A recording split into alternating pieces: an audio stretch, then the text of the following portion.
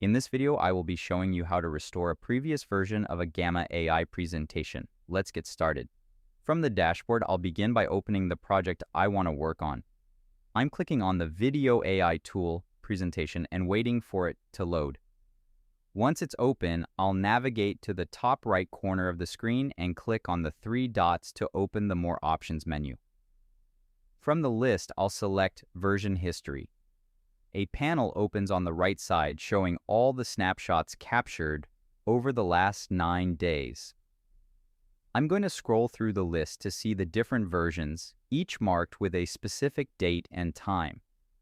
I'll take my time scrolling down to find the exact point I want to revert to.